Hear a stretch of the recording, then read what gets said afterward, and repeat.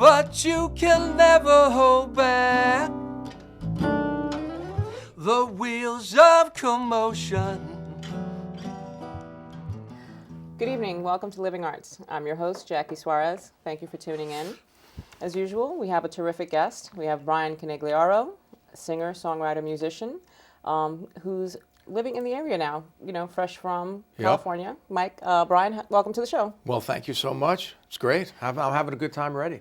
Yeah, no, it was kind of weird how we first met. We just, we were at a holiday event in town, and we just started talking about music. So, and here you are. Yeah, I was just going around. It was the tent there. There was a tent out, and there was caroling going on in the gazebo. And I think everybody was waiting for Santa Claus. And I said, well, let me go in the tent underneath. And then I found you. I talked to a few people, and then we just started talking about music. And because I had just moved here, so.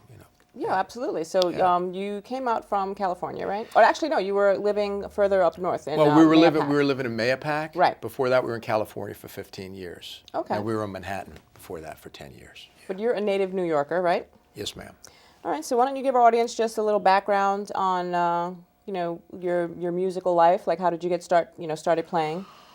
Oh, gosh. Well, I got started playing, I was around 12 or 13 years old. My dad was a musician back in the days when there was a lot of work for musicians. He was a trombone player with Gene Krupa's band for years, and Vaughn Monroe. So this is the 20s? Well, not that far back. This would be like the 40s. Oh, okay. 40s and 50s and stuff. Okay. And basically the big bands went out in 1951, 52, 53 when rock and roll came in. So there was no workaround for big band musicians anymore. Oh, okay. Yeah, so that's how I started. And he used to take me to all these, shows to see Dean Martin and Jerry Lewis when he was at the Paramount Theater and stuff like that. But the whole scene changed when rock came in and everything. So that's basically that's when I started. Okay, so did you take formal lessons as you were growing up? Oh, or you totally. Just kind of, Oh, no, I totally, yeah. Everybody learns from somewhere. Yeah, there's so many times I'm talking to someone and they say that they just learned to play. I don't buy it. Nope. Don't buy it? Nope. Everybody learns from somewhere. Right, exactly. I mean, people some people can play by ear. Yeah, they can play by ear, but they still have a reference from somewhere for what they're playing. Whether it's scales, whether they're learning technique, whether they're learning harmonies on the instrument or something like that. But it's true, everybody learns from somewhere. People like to claim the divine principle. I don't know, man. I just rolled out of the womb and I was playing by ear. It's like, yeah, there may be a few of those out there, but most people study from somewhere, even if it's just watching. Like one of your parents. Or just taking lessons in the house? Yes, or your Uncle Murray who plays violin, whatever. I mean, whoever it is, it's around, and we used to watch on TV and stuff. And of course, when the Beatles came in, everybody wanted to play guitar and everything. And so that was the deal. And I started studying privately and got serious about it and started practicing every day and all that stuff. And I started on trumpet, and my father said, you're a ham and you like to sing and all that stuff, so trumpet's not going to do it for you. Because if you want to, you got to play guitar, because you're rock and roll and stuff. But can you play the trumpet? No. No, okay, so you gave that instrument up. Yeah. The guitar's my main instrument, and I play harmonica, jazz and blues harmonica, and I like singing and writing songs and stuff. And, I ended up working in Manhattan when there was still some work around, did some Broadway show pit work and played at the Village Gate with a big band, played with a lot of different artists and stuff and commercials and played in a lot of rock bands. Have you always kind of made your living doing the music? There's always been diversions, there's always, as is the case most of the time. In fact, I started doing voices for commercials and stuff. Because I couldn't stand to play another bar mitzvah from hell. You know what I'm saying? So I thought, this is cool. Like if I could, because I was working as a guitar player on this commercial, this Honda commercial. Excuse me, Chevy Cavalier was a Chevy, it doesn't matter. But it was a Chevy Cavalier commercial. And I got because I've always messed around with voices and everything. And so I got an opportunity to audition for it because they needed an announcer for it. And so I ended up, because I knew the producer, I had played guitar on the spot, auditioning for that and getting it, and then getting real excited about that. But in regard to doing other things in my life, of course I've done other things. I managed an apartment building in North Hollywood we were just talking about a minute ago. Yeah. And I was running out doing gigs, playing at jazz clubs at night, and doing voiceovers once I got into it during the day, or going out for auditions. I was running around like Snyder, the guy in the... One day at a time. And one day at a time with my tool belt fixing stuff. My daughter was like, one, so I was, doing as much as I can to keep it going. But when the commercial thing came along, that was really good for me because I was able to turn down gigs from hell. Every Right. musician will tell you about gigs from hell, gigs that you take. Weddings and things like that. Yeah, I mean, or- some weddings can be cool, but the bar mitzvahs, they were tough, man. They were tough. Yeah. Some of them were great, but some of them were tough. So you mentioned that do you do voices? Like different accents and things? Most of the voices that I did some accents and stuff, and they're for a McDonald's commercial, and I did some. What else did I do voices for? Kentucky Fried Chicken, Honda, Ford, Toyota, a bunch of things. Yeah, so. So have you done acting as well, or just the voiceovers? I've done a little bit of acting. I went to Berklee College of Music for music. Okay. So I went to Berkeley, and then when I got out of Berkeley, I went to Stella Adler to study theater and stuff. So I was there for a couple of years. And then from there, I went to A&R Recording Studio as an apprentice to work in the music business. You know what I'm saying? So you were kind of like all over the place with it. I was balancing that. Yeah, I mean, that's really where I wanted to be. But music, at that time, this is some years ago, music was cool because if you were an actor, you had to wait for a show to come along. Right. And you had to audition and get into it, and it's the old, and I'm sure you've heard this many times, you got to get your equity card, but you can't get your equity card unless you do an equity production, but you can't do an equity production without an equity card. And it's the whole, you can't get an agent, but the agent you can't get if you're not signed, and it's like a whole thing. But as a musician, and I pretty much grew up in a musician's family anyway, at least you could play gigs. Right. Whether you're playing with a combo or something. So I sort of went the...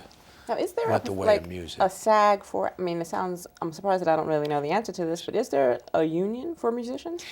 The AFM, which used to be very strong, and pretty much now they govern the union standards that go along with Broadway shows, and whatever little recording is done. There's very little recording done live anymore. There's a lot of synthesizers and a lot of digital play-ins and sampled and electronics and stuff. But yes, the union was really strong at one time, and if you were playing a gig in the city, if you were playing a club in town, they used to come around and ask you for your card. Oh, okay. So they'd say, Jackie, can I see your union card? And if you didn't show a union card, you were not playing that gig. Oh, okay. So they don't do that anymore now. They don't do it anymore. And what was it sounds like it might be really stringent, but what was really cool about it is that at least you were guaranteed a certain wage, which is what the unions did for a lot of people. No, that's true. They made sure if you were playing a certain room or a hotel in the city that you got a certain living wage and benefits. So what do you think happened? Why did it kind of... Take your pick. I guess mean, musicians wanted karaoke, to play, and they didn't want to. synthesizers. Maybe the musicians didn't want to participate or pay the dues because it takes people wanting to actually be a member, right?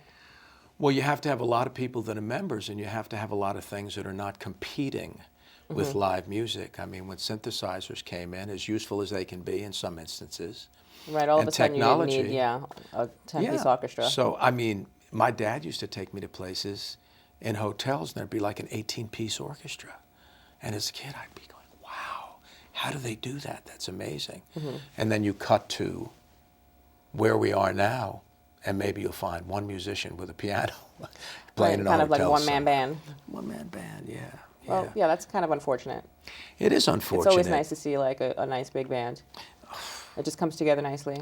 There's nothing like live music. The music in your mind, Absolutely, absolutely. I mean, would you want to go out and see a sporting event with virtual reality, or would you want to see the real players doing the thing? So, but fortunately, there is a dedicated following for live music still. And if you're crazy enough and you have the passion as a musician or any kind of artist, you just do it anyway.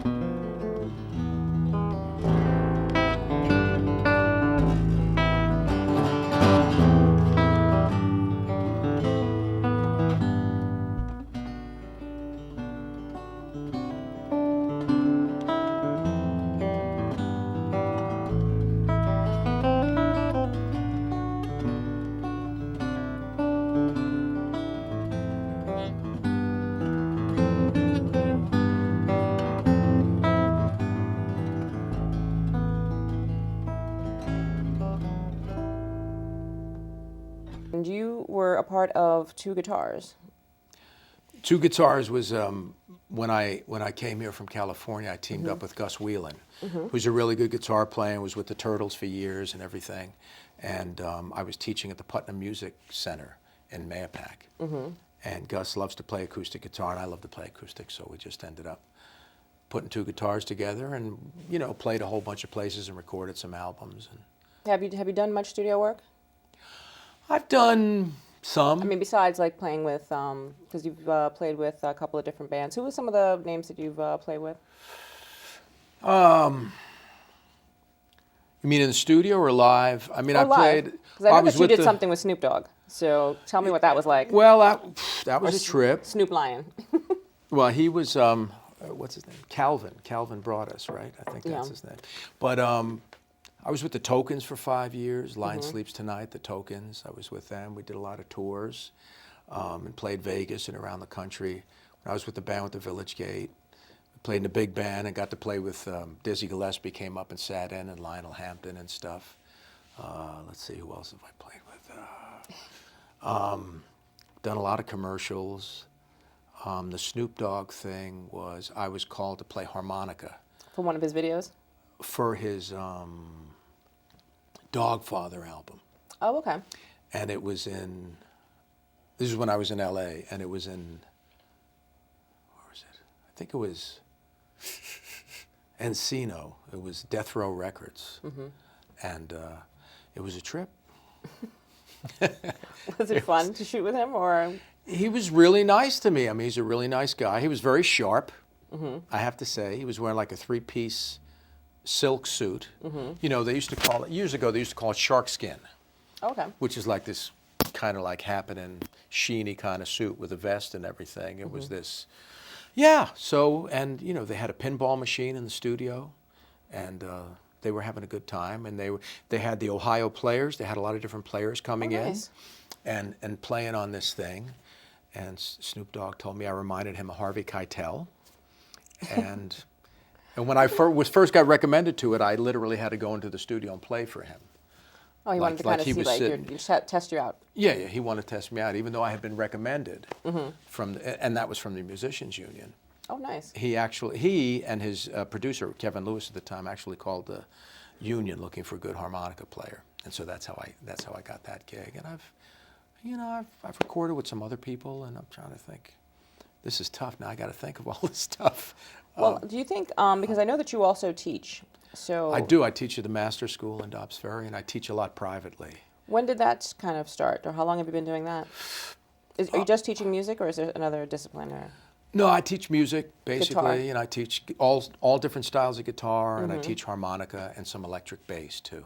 Okay. And songwriting and some theory and everything. But it's all sort of under the same umbrella, Right. And, Kind of their curriculum.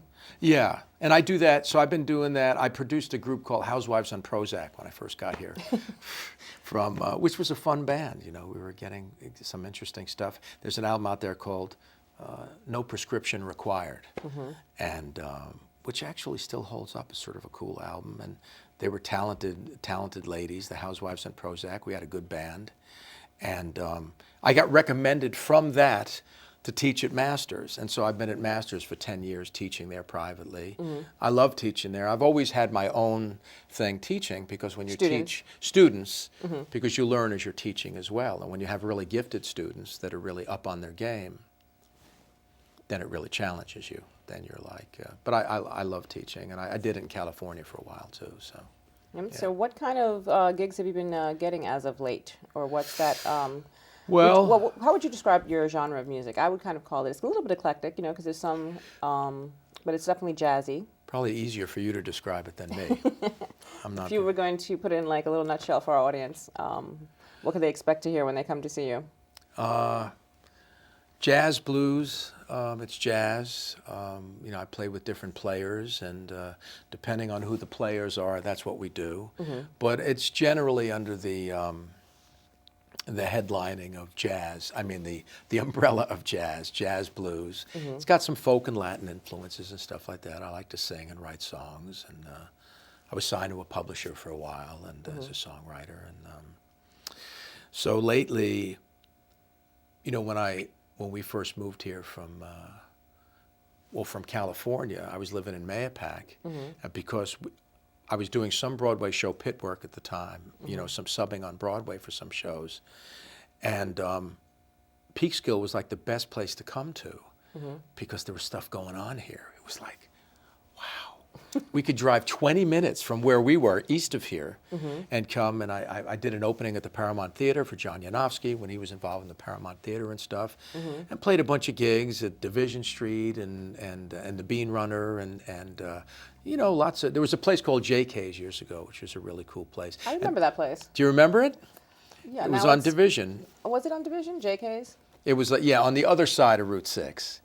And we actually recorded The Economics of Love there, recorded half the album there with Chris Parker on drums and myself and Kevin Callahan, who's now with the Ridgefield Symphony. And so my wife and I were both enamored of Peekskill, just thinking, what a great place. Don't have to go down the city. Couldn't afford to live in the city anymore. Right. So Exactly. I thought, man, Peekskill, they got an art scene going on. They got great restaurants. I kept meeting lots of great artists. You know, in the 14 years I've been playing here off and on. So then Right. finally we just moved here. So Oh, good for you. yes, ma'am. Good for you. I so love it. what's your, what are some of the things that you have coming up? Well, I have, I'm going to be playing with a really great piano player, Bill Pernice. We have a good time together over at Division Street, right over there. And that's February 8th. Okay. February 8th. Then I'm going to be doing a show in Rye, but that's another thing. What kind of show? It's like an off Broadway show for Shrek. For the thing, yeah. So I'm going to be playing banjo and ukulele and guitar and that stuff. So does Rye have like a playhouse or something that they have? They have Ryeneck High School, Okay. and they put on these like amazing productions there with this lady, Pat Ranello, that was there for years. I think she just retired, but she used to get all these Helen Hayes Theater Awards and everything. I think So I that's just want you to be a musician. a pit musician. Oh, okay. Yeah, I mean, I did chorus line on Broadway many years ago at the Schubert Theater for about 6 months because I know I'm going from one thing to another, but the guitar player went on the road, and that was my opportunity to get to do my first Broadway show. So then when I came back here, I did a few things on Broadway, but it's politically very impossible. There's so much politics involved in playing Broadway shows. Really? Why? Well, because it's one of the few steady gigs around. Oh, okay. It's one of the few steady gigs around. Okay. So, you know, everybody and his mother and brother want them.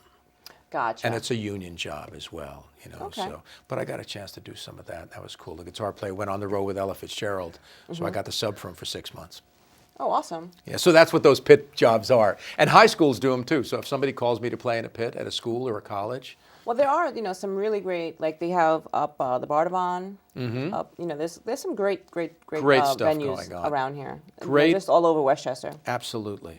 There's a gentleman in town. His name is Brian, and I can't remember his last name right now. But he's a musician as well, and he's kind of comes Brian. from the whole Yeah. scene downtown as well. He was, why can't I remember his name right now? You'll tell me his last. Well, it's one of those moments. You'll tell me his last Yes. name after the show. Yeah, absolutely. Because maybe I've run into him. He lives in Peekskill? He does, actually. He lives on Division Street. Crazy. Yeah, and he's got a studio. It's called Sound Painter Studios. Brian Taylor. Okay. Brian Taylor. And he's got a great studio.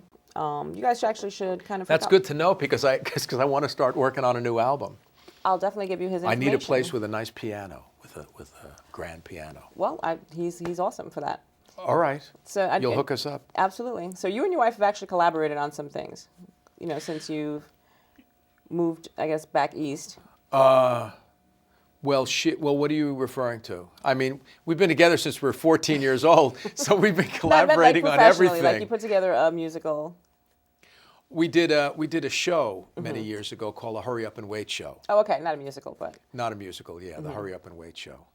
And do you guys work together anymore, or in that professionally? professionally? No, not in that way. But we worked real hard raising two beautiful children. So, Ian and Jessica and Ian, she came first. Okay. But Barbara at one time got to help produce some commercials and stuff out in L.A. and also started here at a place called Benton and Bowles, one of the big advertising agencies. Okay. Speaking of, you know, unions and music and everything like that, years ago when they had advertising agencies, they had jingle houses. So, you know, they would hire you as the jingle writer to write something for Coca-Cola. If you were at Gray Advertising or B&B or something, one of the big, Saatchi & Saatchi, one of the big companies there. So she worked for Benton and Bowles for a while. And then we sort of, she did some commercials when we went out to California. Then we ended up doing that, putting that little show together and stuff. Okay. Yeah. So is she a musician as well? No. No, she's very sane. Very grounded, right? She's very grounded. Yes. You're very grounded, right? I don't know. I guess you'd have to ask. You'd have to ask someone. You have to ask somebody else, right? That's what people say, like, Yeah. can you describe yourself? I said, no, you better ask somebody else. Like, I don't have a clue. Yes, absolutely. Right? No, she's very grounded, and she's like a real, very even business person and incredible mother, and she's just a great gal, what can I say? Then again. So if our audience wanted to kind of find out some more information about you, your lessons, the teaching stuff, you know, things that you're going to be performing in, how could they get that information? Well, they could go to brianconigliaro.com, or they could go to the Guitar Professor, Okay. because I have a blog site called the Guitar Professor. What's it's just called the Guitar Professor? I think it's the Guitar Professor. Yeah. And that's all on the website as well. It's all on the website. Excuse me. If you go to brianconigliaro.com, it's all on there. You know, I've joined the world of high tech. High tech, right? We got into a little discussion about that, how you don't really have to have like a press kit or be, you know, sending out headshots and things like that, because everybody can just kind of access everything from the one website. Which is really cool. I mean, you can just, because years ago you had to hand out business cards and press kits, and then they had what they referred to as the cylindrical filing system, which means they get your press kit and go, and just throw it right in the garbage, you know. And you go, well, you know, the website, they can't throw that, you know. So if somebody wants information, you go, well, go to Jackie's website. It's all on there, man. Her history, everything she's done, you know. So it's sort of cool. Yeah. And all your music is on CD Baby as well. Yes, ma'am. It's all on CD Baby, and yeah. All right. Well, Brian, this has been a blast. You know, thank you for coming on the show. Thank you so really much. Really appreciate Jackie. it. I appreciate it. Thanks a lot. You're doing great stuff here. Well, thanks. You know, Yeah, we're going to have to say goodnight soon. So I want to thank everybody for tuning in. Please like us on Facebook and, you know, subscribe to our YouTube channel. As always, you know, thank you for tuning in, and we look forward to seeing you soon. Peace.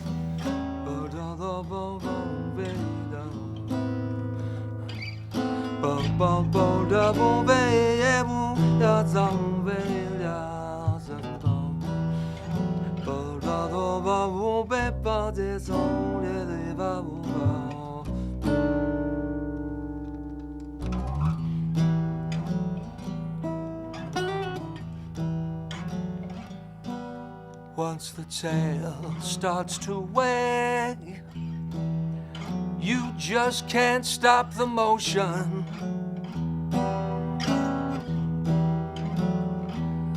And once something looks good, you know you just can't stop the notion. But you can never hold back the wheels of commotion.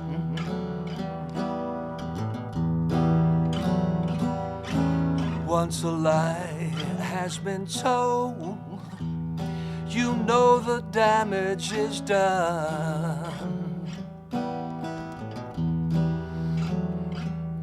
And there's no turning back when a rumor's on the run.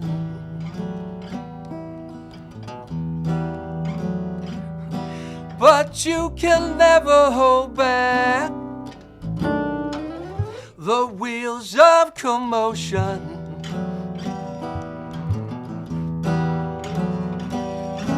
We all want to be wanted, but we don't want to be had. We all want to be wanted, but we don't want to be had.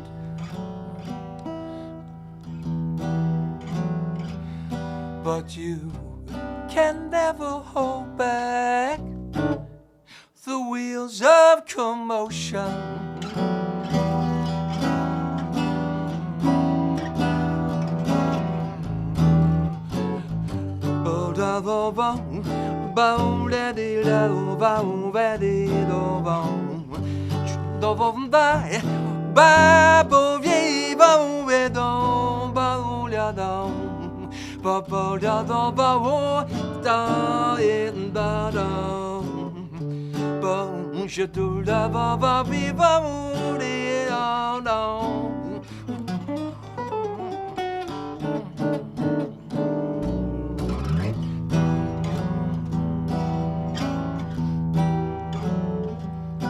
Once the tail starts to wag, you just can't stop the motion.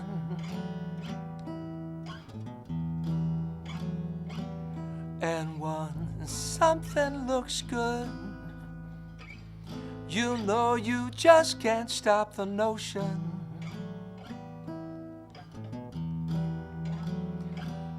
And you can never hold back the wheels of commotion.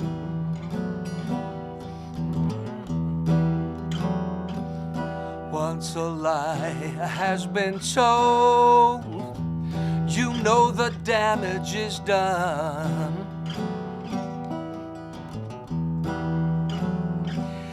And there's no turning back when a rumor's on the run.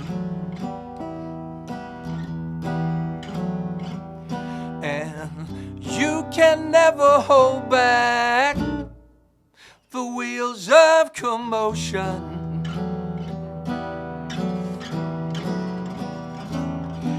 We all want to be wanted, but we don't want to be had.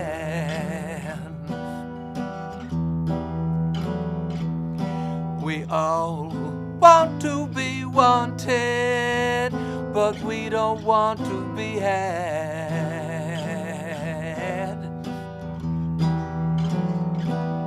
And you know you can never hold back the wheels of commotion.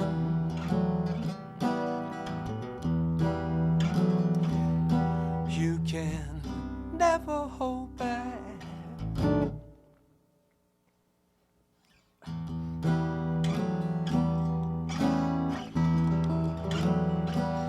And you can never hold back the wheels of commotion.